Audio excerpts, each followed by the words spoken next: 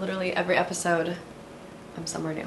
Okay. While we're watching the video, I am probably going to be reading a lot from my laptop. So if I'm looking down, that's why. I wrote a lot. There's just a lot I want to say and I don't want to get off track. So before we even get started, since today's episode is all about confidence, I want to talk about something that I've been insecure about for a long time, and it's also one of the reasons I decided to start a podcast. Not the only reason, but one of the reasons. So a lot of you guys know that I have social anxiety. I've talked about it before. I've talked about it in multiple episodes on the podcast. But one of the kind of, I guess, effects or symptoms of having social anxiety, at least that I've come to realize about myself, is that it's made me very inarticulate in trying to get my thoughts into words. Whenever I speak, I feel this sense of pressure, like I have to get all of my thoughts out as fast as I can in order to avoid there being any awkward pauses or awkward silences or any weird tempo in the conversation. So it's almost like when I'm talking to people, I'm panic speaking. And so that ends up resulting in a lot of just inarticulate sentences, run-on sentences, sentences that don't get finished, lots of ums, lots of likes. And whenever obviously when I have to edit the podcast episodes, I'm listening to myself speak, and I've just been noticing it a lot. I feel like I have so many things to say, but it's really hard for me to make them come out in a cohesive way. And so I kind of thought starting a podcast would help me get better at speaking more clearly, being more articulate, but I end up just filling any spaces with ums and likes and feeling like I have to kind of just, I feel like I don't give myself enough time to think about what I'm gonna say first, because I just feel like I can't let there be any pauses, if that makes sense. And sometimes I do talk really fast because of that. And in the moment, I don't realize that I'm doing it until I listen back. And so in a way, this podcast is a blessing for that, because I've been forced to listen to myself speak. So I've realized I've always known I'm inarticulate, but I've realized since watching back or listening back how inarticulate I am. So apologies, but also not really. I'm not going to apologize for something that, not that I don't have control over, but something that is just something I struggle with and I'm insecure about. I'm not apologizing for it, but at the same time, if I've been a little rambly, that's why. I'm kind of explaining myself here, I guess. But it's something that I really want to work on. I just said I've been way more aware of it now because of that. Even James and I the other day, I told him that every time I say like or I owe him 25 cents, and after 10 minutes, we basically lost track of how much money I owed him. So that's just a little glimpse. And then in one of my recent YouTube videos, somebody commented, "You're a like machine." And I knew that they meant it in a funny way, like they were just joking around, but it really got to me because it's just something that I'm insecure about, and they kind of pointed it out, and I was just, I felt kind of bad about it. But it's okay, it's something I'm working on. So if I am speaking a little more slowly today, that's why, is basically what I'm trying to get at. And even if it's something you've not noticed, it's something that bothers me personally, because I feel like I know what it is I'm trying to say, but sometimes I just can't find a way to actually convey it in a clear, simple way that is easy to understand. And actually, when I was younger, whenever I wanted to express my feelings to somebody or ask someone for a favor or apologize or really anything that I wanted to really clearly articulate to somebody, I would always write it. I would have to write a letter, and I'd have to write my thoughts. And I've always been good at writing. And so it's whenever I have something that I want to say, in my head I'm like, oh, I just need to write it down, because then I can actually get all my words out properly. Whereas when I speak, it just kind of comes out all jumbled around. But anyways, I feel like this podcast is good for me to practice being articulate, and hopefully I'll get better. But I'm gonna be way more conscious of saying and like today, so forgive me if I'm just talking a little more slow. Anyways, with all of that being said, let us get into today's episode. I actually asked you guys on the On a Whim podcast Instagram to kind of vote for which topic of episode you would want me to talk about next. And the majority voted for talking about confidence and how to be confident. And I do feel like this is a highly talked about topic, because I feel like everybody wants to be confident. Everyone kind of wants the key on how to be confident. but most people aren't, or it's something that a lot of people struggle with, myself included. And I just feel like a lot of people don't know how to be confident. And so we're gonna talk about it. Keep in mind, I'm just sharing my personal opinions. I am definitely not the world's most confident person. I have insecurities just like everybody else, but I do think that I have some pretty useful tools and skills that I've used that have helped me when it comes to being confident, and so I'm gonna share those with you guys today. And I do feel like I have gone from being very, very insecure, being highly anxious, like I have social anxiety like I've mentioned before, and I've gotten a lot better and a lot more confident in myself, and so I'm gonna kind of share with you guys what I've done to help me in that regard. So I have two metaphors or kind of phrases that I like to remind myself of whenever I'm feeling a little bit self-conscious. My brain just understands things better with metaphors. I don't know about you guys, but if I create some sort of little metaphor or phrase that helps me better understand something, it just helps me, first of all, to remind myself of that more easily, and it just makes me understand and comprehend things better. I don't know about you guys, but I do love a good metaphor.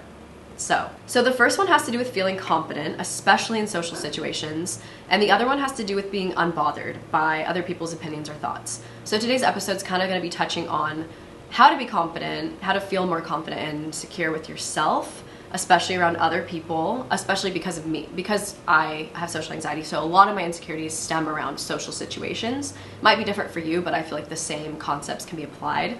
And then we're also gonna be talking about kind of how I remain unbothered and how I don't let other people's opinions of me kind of get to me and affect my perception of myself. Especially because I'm a content creator, obviously I do receive some hate, and just people on the internet in general are very judgy and critical, and they can be really mean. Some people out there are just mean, just plain mean. And it can be really hard to not take it personally.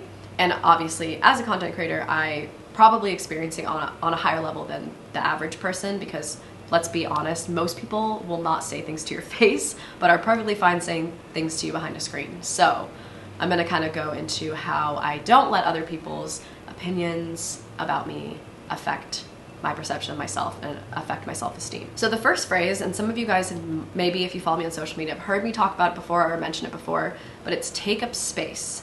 I love the phrase take up space, and I want to tell you guys what it means to me and what I mean by that when I say it. It's not really a metaphor, to be honest. It's more of just a reminder and a phrase, but I'll get into what it means to kind of explain it further so you understand the concept behind it. So you were born and given a life by whatever higher power you believe or don't believe in. You were born and put here on this earth, right? You cannot deny it. It is a fact that you are here and you exist. It's also a fact that that is a miracle. Take it or leave it. It's a miracle that you exist. The odds were not in your favor to be here on this planet at all. It's a blessing. It is an honor that you were given a space to take up in this life. And yes, it is a space.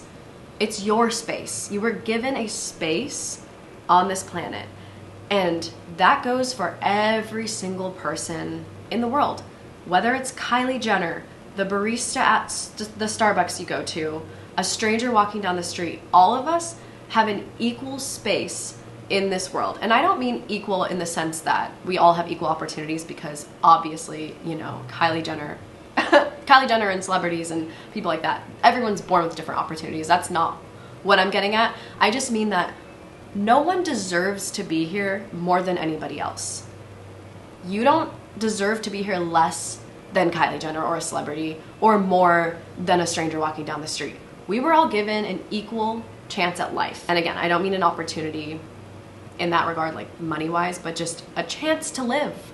We were all given this. And so you, in that regard, in that phrase, you deserve to be here just as much as everybody else does. It might sound a little hippy-dippy, it might come off as a little spiritual, but I mean it in the most basic of senses. The scientific probability of you existing is insane. It's really insane. The odds were not in your favor, like I said, and yet here you are, existing with a life, living here on Earth. It's truly something to be grateful for. But again, you were given a space, and it's almost disrespectful to not take up that space. that you were given, right? Okay, you got that. Every other person that was given a space on this earth is just as lucky as you, and you are just as lucky as anyone else to be here, to exist. So with that philosophy or that viewpoint, no one has the right to diminish your space. We are all here because we deserve to be here, and so nobody can take that away from you. It is your space, and you deserve to take it up, and you deserve to be here. And that is what I mean by that. And again, no one deserves it more than anyone else. Doesn't matter how much money somebody has, doesn't matter how pretty somebody is, doesn't matter how many followers they have. We all have an equal right to be here. It's essentially equal rights, right? Like, we all have an equal right to exist. I know I keep repeating myself, but I just want it to get ground into your brain. You deserve to be here. No more, no less than anybody else. And you have just as much space as anybody else does. No one was given more space than another person. We're all planet here on Earth with a space. It's all the same space. But it's up to you to take up that space that you were given. So when I say take up space, I mean take up the space that you have. Own it. It's yours. It's your space. Nobody else. Because everyone else has their own space, right? But you get yours. And it's essentially the only thing that you have is this space. So when you go to a party, or you're in a situation where for some reason you feel less than everyone else there, or you feel like you don't deserve to be there, remind yourself that you have just as much space as every other person there, and you have every single right to be there. No more, no less than anybody else. You were given a space to exist in, and so you better fucking take it. And don't ever let anyone tell you or make you feel like you don't deserve to be there in your own space. I used to have gym anxiety, pretty terrible gym anxiety when I first started going again. When was that? Maybe a year, 2 years ago. I decided I want to get back into the fitness journey. I want to get back into like actually lifting weights. I wanted to do it for myself, but one thing holding me back was my social anxiety and my gym anxiety. My gym anxiety and my social anxiety are essentially the same. I just call it gym anxiety because it's social anxiety, but in the gym, which I feel like is just so much more heightened. If you know, you know, you know? And in fact, I sometimes still do. I feel like social anxiety, no matter how much better I get with dealing with it, it's never gonna be something that goes away entirely. I'm always gonna have it. And so sometimes I do still have gym anxiety, but for the most part, it's pretty much eradicated. I've pretty much gotten over it, or at least I have the tools now to help myself in those situations where I do feel anxious. But anyways, when I first started going to the gym, honestly, the first couple times I went, I would walk in and I would probably be there for maybe 30 seconds, not exaggerating, and I would walk right out. Because I would walk in the gym and I would tell myself and convince myself that I did not deserve to be there. That everyone else in the gym had a right to be there, but not me. I didn't belong there. Why? Because I hadn't been to the gym in a while, or because I just told myself this story in my head that everyone else there deserved to be there except I didn't. I didn't deserve to take up space. And so I would shrink myself into a tiny little ball in a tiny little corner in the gym because I felt like, oh, I don't want to get in anybody's way. I want to make myself invisible, right? I just want to pretend that I don't exist. I don't want anyone to look at me. I don't want anyone to see me. I don't want anyone to acknowledge my existence. I don't want to be in my own space. I basically didn't have a space. I pretty much refused to take it, right? But as soon as I kind of came up with this phrase and sort of had this realization that, no, hold on a second, I have just as much space as everybody else does. I have every single right that everyone else has to be in this gym right now and to work out. I paid my membership. I paid to be here, right? I deserve to be here. Obviously, you can't just barge into a gym without a membership. There's rules and stuff like that, but you know what I'm saying. I have every single right to be in this gym. I deserve to be here, and no one can tell me otherwise. I will say, really quick little side note, there are certain situations where I feel like if somebody does something, obviously there's consequences, and so I kind of feel like in some situations you have this space, but if you do something either to invade someone else's space or harm somebody, your right to that space gets taken. And that's, you know, if you kill somebody, you kind of canceled out your right to not exist, but to have this space. So you go to jail, right? You get your freedom taken away. So everyone is born with an equal amount of space, but depending on your actions, if you turn out to be a terrible person and, you know, harm other people, obviously you're gonna have some rights taken away, and that's pretty fair. I think that's called justice and equality. So anyways, just want to throw that out there. I don't think like a murderer has as much rights as like anyone else. They have a right to exist because everyone was born that way, but you know, there's going to be consequences for your actions no matter what. Anyways, just wanted to throw that out there. But anyways, once I realized that I deserved to be in this gym, even though I still had social anxiety, it's not like I would just walk into the gym feeling amazingly confident all of a sudden just because I had this realization, but it gave me the confidence to take up the space. And over time, as I sort of felt more empowered each time I would go, because I was essentially claiming that space finally, every single time got easier, and eventually my anxiety pretty much went away. And I honestly think that's the key, but we'll get into it. So take up space. Take up your fucking space, because you were given a space and it's disrespectful not to take it, honestly. Again, you are on this planet just like everybody else, and you have a space to take up, so take it and take it up. Okay, so like I said, the next metaphor, and this is an actual metaphor, is more about how to be unbothered and how to not let other people's opinions or perceptions or words or whatever affect you and make you feel less or make you feel insecure, or not to take it personally, essentially. So I like to call it, or say, don't let anybody pop your bubble. And I'm gonna explain the metaphor.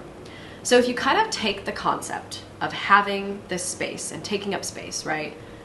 You kind of need a way to protect your space, right? Like you have this space that you own, but there's gonna be some people that are gonna wanna take that space from you, or they're gonna think you don't deserve the space, or they're gonna wanna try and make you feel bad about it, about existing.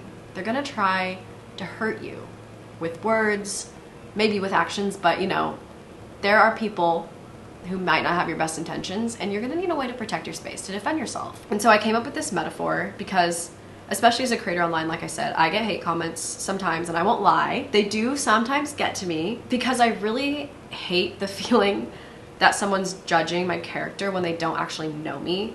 And you really can't know a person if you just follow them online. You know, you don't really know a person at all. And I think because I'm kind of a people pleaser, and I've kind of grown up with this need to have people like me, which is a whole other topic we can get into another day, but I just don't like feeling judged or criticized when I know my true intention, but other people are taking it the wrong way. I feel personally attacked or personally offended. I take it personally. I've gotten better at it. We're gonna get into it, but I'm not gonna lie, sometimes the hate comments do get to me. Sometimes they make me really anxious, because again, I just don't like that feeling of someone not liking me. It's fine if someone knows me fully and then they don't like me. That's fine for me. Like if you get to know me and you're like, you're not for me, that's okay. At least you got to know me and you tried, right? But for someone to kind of just come in and be like, see one video or one TikTok and just immediately judge me based on that, that bothers me, because it's like, I know my true self and I just feel like it wasn't a fair judgment. But at the end of the day, it doesn't matter.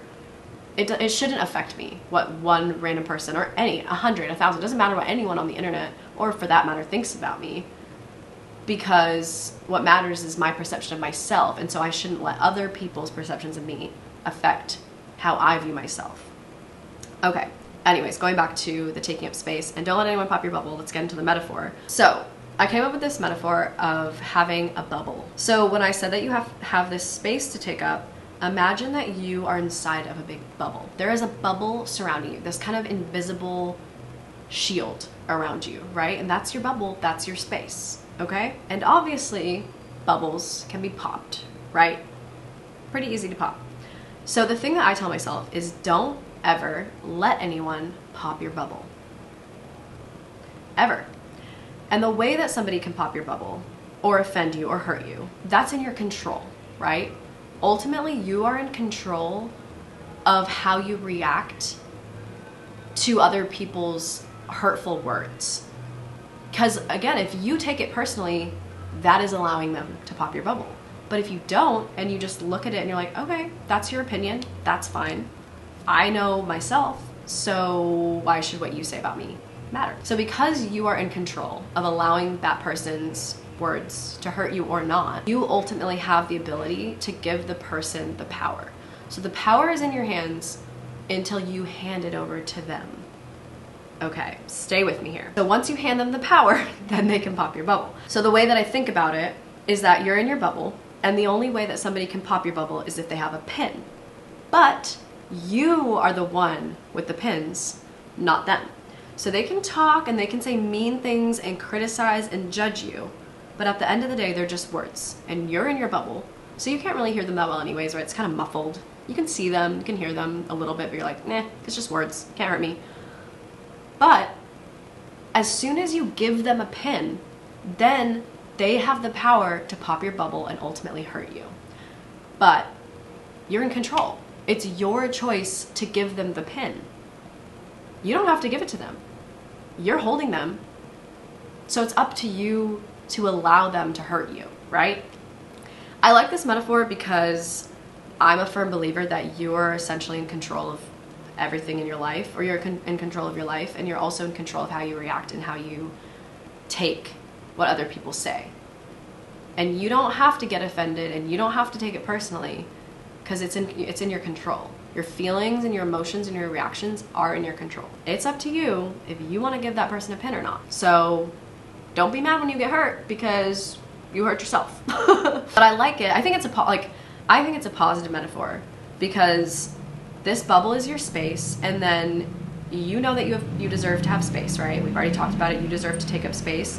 But now you have a way of defending your space, and now you have a way of being in control of your life. So now you feel safe and secure, and you feel like you deserve to be there.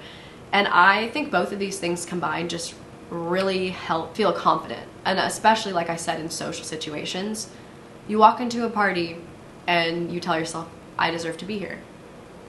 I am allowed to be here. I have every right to be here just as much as everyone. I mean, as long as you're invited, right? Like, don't crash the party, but you know what I'm saying. Like, in a social situation, you got an invitation to go there. Somebody wants you there. So you have every right to be there. And you walk in with this space, you know that you got your bubble around you, and you know that you're holding on to your pins. So even if you're in this place and someone comes up to you and says something mean to you, criticizes you, you can look at them, smile, be like, okay, cool, or whatever. But you're holding the pins. So you can either hand them a pin or you can hold on to them.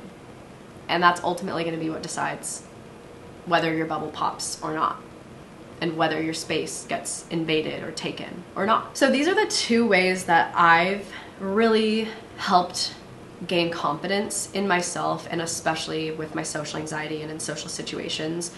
They are things that I do constantly have to remind myself of, because it's something that I struggle with every day, right? Social anxiety isn't going to go away. So it's something that you really have to ingrain in your head. It's not like you're just going to tell yourself one day, oh, you got to take up space, and then you're never going to forget it. You have to remind yourself.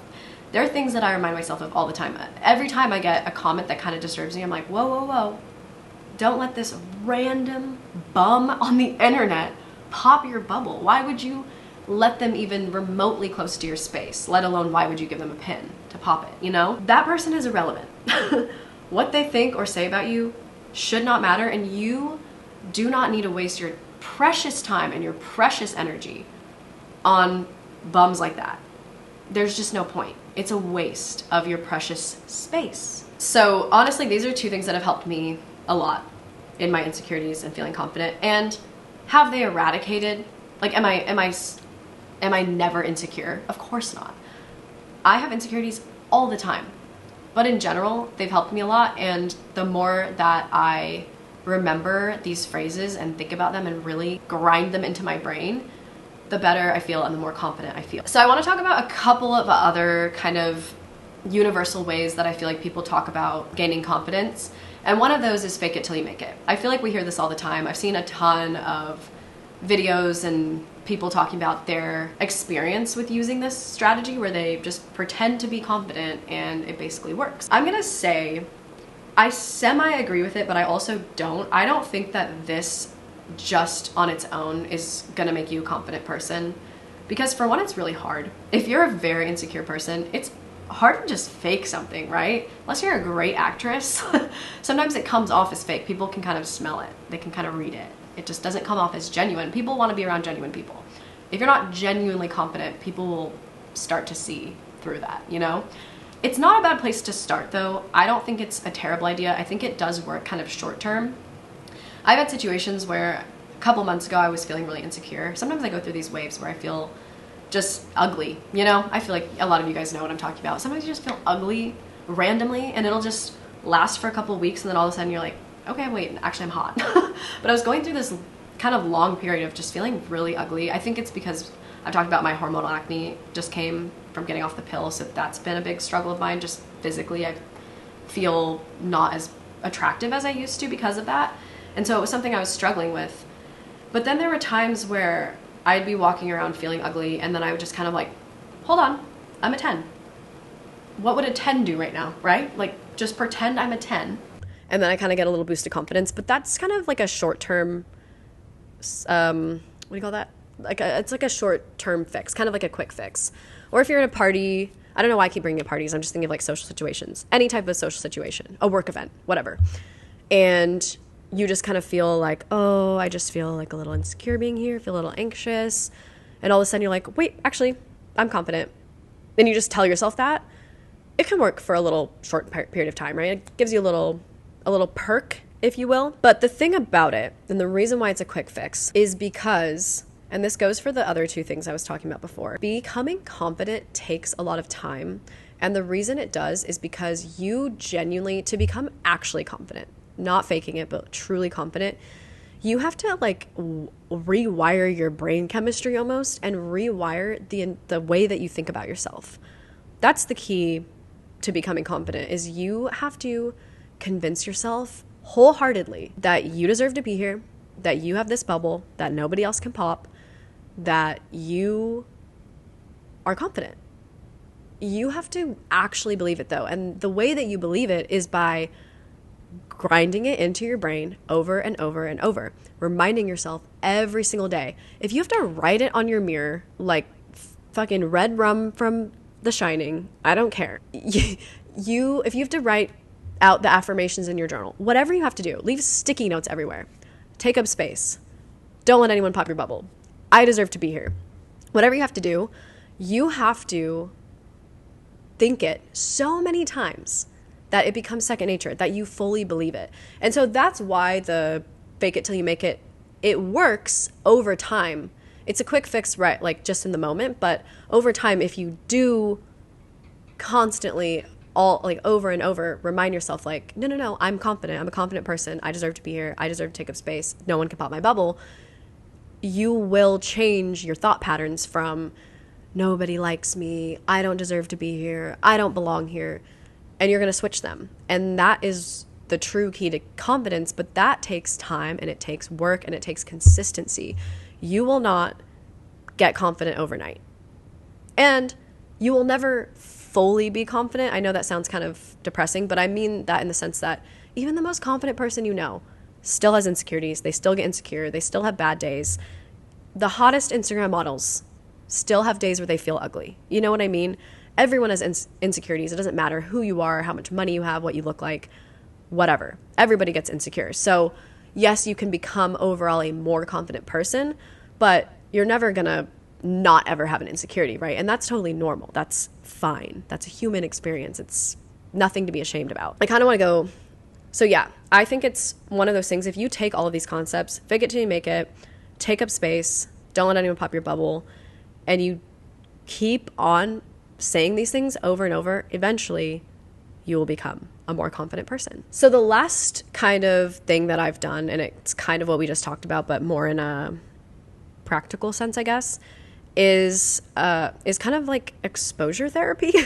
This is what really helped my social anxiety, is just putting myself in situations that normally I felt really uncomfortable in. But the more I would do it and the more I would realize, oh, I survived. I actually can do that. The more confidence I would get. So I used to have really bad phone anxiety. I've talked about this in, I think, my Making Friends episode. I think, one of the episodes. I talked about my phone anxiety. So my social anxiety, I used to have really bad phone anxiety where I could like not really make a phone call at all. I would be terrified to answer the phone. I just hated talking on the phone unless it was like my mom or like a really good friend or something. I just avoided making phone calls. I think the reason was because of my social anxiety. I didn't like the fact that you couldn't see the other person, and so I felt like there was a lot of nonverbal communication that was lost. So it just kind of made me feel like confused, I guess. But anyways, as I became an adult, right, I don't live with my parents anymore. The older I got, the more it was like, okay, I have to call the mechanic. You know, my car is broken, or I have to make a dentist appointment, or just things that you have to do as an adult, right? They're things that maybe you're uncomfortable with doing and you don't want to, but you have to, because who's going to do it for you? You have to take control at some point. And so the more I was just forced to do these things, the more confidence I got in them. And now I don't care about calling people on the phone at all. I can answer a phone, no problem. I don't get anxious about it. It's totally fine to me because I just did it over and over. And same with going to the gym. Every single time I would go, I'd be like, oh, I can take up space. I deserve to be here. And the more and more I would go, the more I actually believed that I deserved to be there. And now I don't really have gym anxiety at all. And that honestly just goes for everything. Same with in my Making Friends episode. I talked about kind of going on friend dates where I would meet people from Instagram and be like, let's meet up for coffee. And the first couple times it's kind of awkward, and it's almost like a first date. Same thing with dating, you know, it's the same concept. It's like kind of awkward at first. It's nerve-wracking. You don't really want to. You're insecure and anxious about it. But the more you do it, the more you get used to it, and the more you gain confidence over time. Because the more you show yourself that you can survive these situations and you can actually do them, the less anxiety and the less insecurities you'll have around them. So, in conclusion, we have take up space. Remind yourself that you deserve to be here just like everybody else. Own the space you got because it's entirely yours to do so. Don't let anyone pop your bubble. Do not give people the ability to tear you down and hurt you. You are allowed to protect your space, and you are in control of whether or not they hurt you. Change your thought pattern and turn the thoughts that you have about yourself into positive ones through consistency. In the meantime, you can fake the confidence for a little quick boost of confidence, whatever you have to do in situations until you have fully actually believed, fully taught yourself that you are actually a confident person and you actually believe it. And then the last thing is just push through the discomfort. It's gonna be hard at first, but the more situations that you push through, even when you feel insecure, will help you gain confidence over time.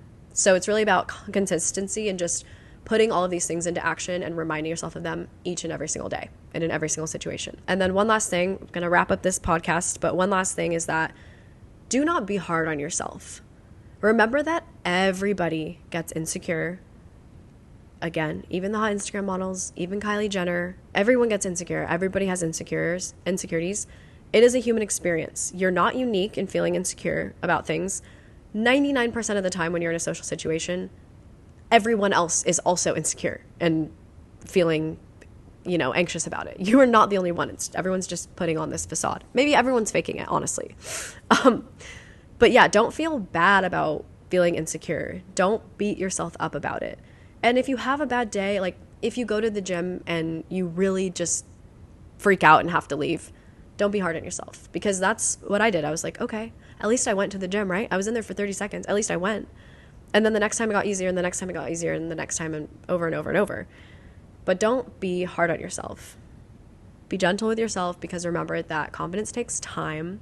You have to build it. You have to build that confidence.